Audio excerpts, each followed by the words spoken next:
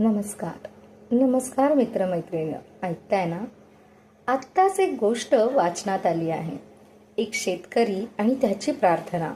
हो, एक शेतकरी असतो जो त्याच्या छोट्या मुलांबरोबर शेतात राहत असतो. त्याचं देवाला नित्य नेमाने एकच मागणं असायचं, देवा, माझ्या मुलांना कधी उपाशी राहून देऊ नकोस. रोज तो हेच नेहमी मागायचा.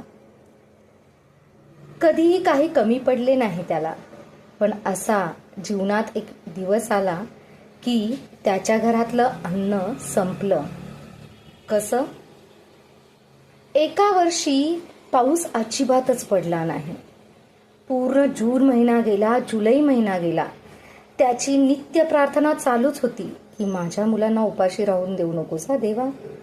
पाऊस नाही येतय तेव्हा त्यांनी सांगितलं देवाला, देवा, आज तरी पाऊस पडू देत, आज तरी पाऊस पडू देत. आणि तो ढगांकडे बघत राहायचा. पाऊस काही येत नव्हता. देवाला त्याची बहुतेक दयाच येत नव्हती.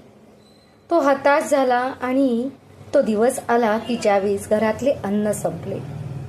त्याने हताशपणे, आता माझ्यासाठीच मी खड्डा खांदतो आणि त्यात गाडून घेतो तर देवाला माझी करुणा येईल आणि तो आकाशातून पाऊस पाडेल असं समजून खड्डा खणायला घेतो. जसा तो शेतात खड्डा खणायला घेतो तसा त्या खड्ड्यातून भरपूर पाणी बाहेर पडायला लागतं आणि त्याचं सगळं शेत पुन्हा एकदा हिरवंगार होईल असं लक्षात येतं. इतकं मुबलक पाणी मिळतं त्याला, कल्पनेच्याही पलीकडचं. असं का झालं असेल सांगा बरं? कारण कधी कधी माणूस प्रार्थना करतो, देवा मला असं पाहिजे, असं असं ह्या वेळी पाहिजे, हेच पाहिजे. पण देव प्रार्थना ऐकत नाही म्हणून तुम्ही हताश होता. देवाने सगळी प्रार्थना ऐकलेली असते. त्याने दुसरी योजना केलेली असते. कदाचित तो तुमच्यासाठी पाऊस बनून येणार नाहीये, तर तो तुमच्यासाठी नदी बनून येणार आहे. विश्वास ठेवा, देव बघतोय, तो नक्की मार्ग काढेल. धन्यवाद. पुन्हा भेटू पुढच्या शुक्रवारी अशीच एखादी छोटीशी गोष्ट घेऊन.